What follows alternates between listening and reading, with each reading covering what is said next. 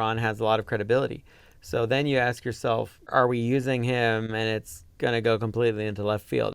Okay, cool. So it seems like we get some information about Thrawn for Ahsoka Season 2 from Dave Filoni. Now I'm just going to jump right into it. So if you haven't seen Mandalorian Season 3, you might be out of the loop a little bit, but if you've read Heir to the Empire, and you're good, and you've watched, Rebels and all that. So Filoni says, we set up Captain Pelion in The Mandalorian, and that's a character that goes with Thrawn, so I'd love to see the two of them together. Filoni teases. Plus, he points out, a fellow figure from Ahsoka has a long-standing conflict with the Grand Admiral. His foil throughout Rebels was Hera, Filoni states. Pitting the two generals against one another is something that I find interesting.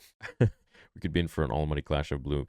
I laugh because comparing Hera as a general to Thrawn as a general is not even in the same ballpark. But yeah, I really don't think Hera is much of a danger to Thrawn, to be honest with you. Lars Mikkelsen himself has some thoughts of what Thrawn is ultimately setting out to do. Straighten out all the others and tidy up the shop, he says. I could imagine something in terms of a power play within the Empire.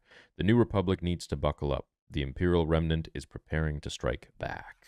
That was a new Planet of the Apes. Cool. I didn't even know there was a new one. But Caesar? I don't know. Now, my problem with Thrawn, personally, in the Ahsoka show was it just seems like they just keep kind of dumbing him down even more and more and more. In Heir to the Empire, he was so unbelievably brilliant and smart and saw, everyone's moved 20, 30, 40, 100 steps ahead, right? He was Palpatine almost 2.0, and he didn't have the Force, right? He was just extremely intelligent, high IQ, and extremely experienced on the battlefield and off. Now, with the new Thrawn novels, I feel like they dumbed him down a little bit. He's more so like kind of almost feels like a good guy sometimes. And then with Rebels, he was kind of teetering on how he used to be in Heir to the Empire, but still like a much more soft version. And then, of course, in the Ahsoka show, he was just kind of, I don't want to say a joke, but compared to his true self in Heir to the Empire and that trilogy, yeah, I don't really think he was all that much special or intimidating or brilliant or anything. He made a lot of stupid decisions that didn't make any sense. For example, Ezra being on that planet and he never found him in 10 years or whatever it was, or how many years it was.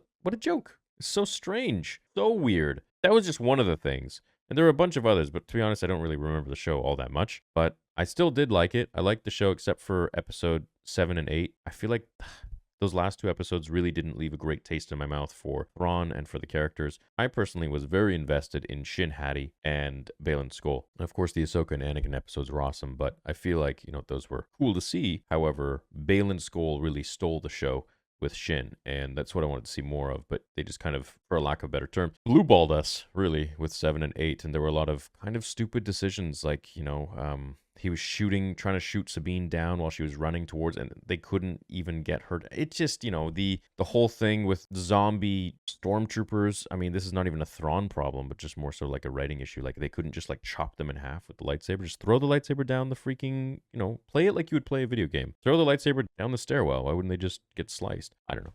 Anyways, yeah, so look, we're going to get more Thrawn. He wants to put Thrawn against Hera. Fine. He wants to put Thrawn with Pelion. That'll be cool to see. Hopefully Pelion is going to be awesome, have an awesome dynamic with him.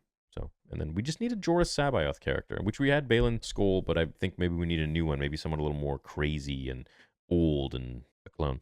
Would be cool. All right, well, that's it. That's the word from Dave Filoni on Thrawn. I'm hopeful that our Thrawn hits the right notes. Little bit of news to start your day. May the Force be with you.